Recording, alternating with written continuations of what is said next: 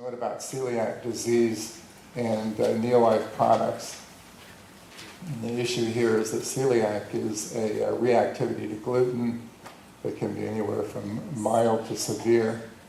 It's a permanent, genetically based intolerance. It's kind of a strange thing because IgE levels, which are usually the mark for allergy, are not elevated in celiac. Skin testing seldom causes the typical wheal that would be characteristic of an allergy. And also you don't see the elevation of IgE antibodies. Damage to the gut can be serious when the person has celiac. The little villi in the intestine can actually disintegrate. And when you have that disintegration, it opens the portal of the gut to absorption of all kinds of things that can initiate allergy and autoimmune response.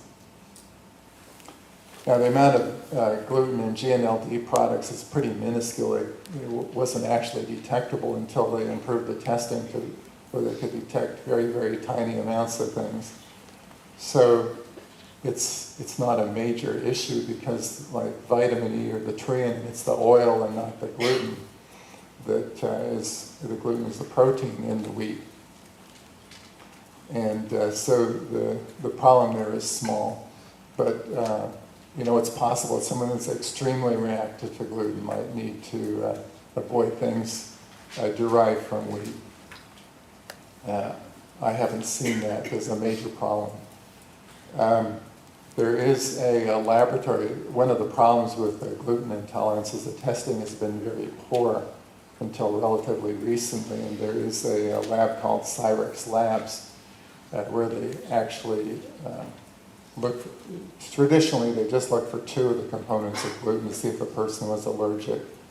But there's many more fractions of the gluten that a person can react to. And Celaic Labs test for the whole gamut of those things. So that is the most accurate test for celiac disease. Dr. Alessio Fasano in 2003 established the incidence of celiac as 1 in 133 people, which was 100 times more frequent than previous estimates.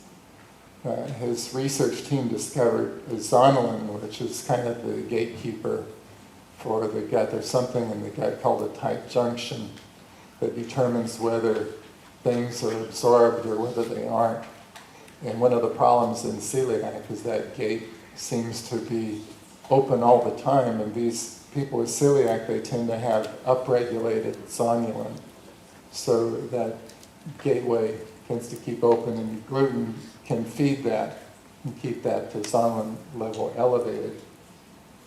This is a genetically determined trait, and most of the people with celiac have one of two gene types that predispose them to the problem. And if they continue to eat a lot of gluten, it can predispose them to about 168 different diseases, including multiple sclerosis, rheumatoid arthritis, pancreas, diabetes, and celiac. Celiac would be if it targets the gut, but it can target a variety of different tissues. Celiac disease is the only autoimmune condition for which we know the trigger. And I know that there are other foods that can trigger similar symptomologies, but usually in the medical community that's been kind of ignored. You always have to consider any potential food as being a problem for someone. I had a woman come in one time. She was crippled up, came in on crutches. For 8 years she'd gone from one doctor to another trying to get help. One of the things I like to do when someone comes in, I like to see what they're eating. Because what I find is that if I look at their favorite foods, I can get a pretty good clue of what may be creating the problem. And so this woman was eating tomatoes for breakfast, lunch, and dinner. And I said, I think we need to get you off tomatoes and see how you do. And she blew up. She became furious. She said, how can you ask me to give up my favorite food? And that kind of confirmed my thinking. So I shared with her the work of a researcher on nightshades, where he documented 87 cases of severe arthritic conditions that were induced by nightshade plants, potato, tomato, eggplant, bell pepper. And so she decided to go off the tomatoes, and within 2 weeks she was pain-free for the first time in 8 years. And then she thanked God for the spontaneous remission, ate tomatoes, and was crippled up for 2 days. So that kind of confirmed that it was the tomatoes. And so any food can potentially create problems. As we're talking about celiac, we're talking about something called autoimmunity, where the body turns and attacks its own tissue. There's 3 factors that you should keep in mind anytime someone says, I have an autoimmune condition.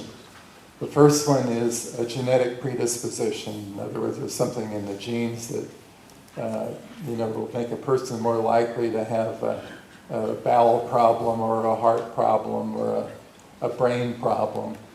Second thing is there's an environmental trigger. Someone said that genetics loads the gun and the environment pulls the trigger. And this is where the nutrients have an effect on the genetics to trigger the problem. But there's a third factor that has to be involved also, and that is a breach of the intestinal barrier so that the environmental trigger can interplay with the genetics. First thing, the novel role of the vitamin D receptor in maintaining the integrity of the intestinal mucosal barrier. Turns out that vitamin D is the regulator of the tight junction in zonulin, and if someone's vitamin D deficient, they lose the gateway that allows substances to pass from the inside of the gut into the bloodstream, and it just stays open all the time.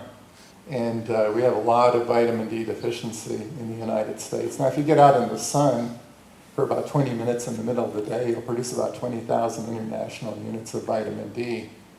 But most people spend all their lives indoors. They never go outside. If they do, they put on sunscreen. Sunscreen prevents the vitamin D formation. So this is a very, very important nutrient. And that's why the chelated cow mag has increased dosage of vitamin D. And cod liver oil is also a very good source of both A and D. Crohn's disease is a permeability disorder of the tight junction. So relates it to Crohn's.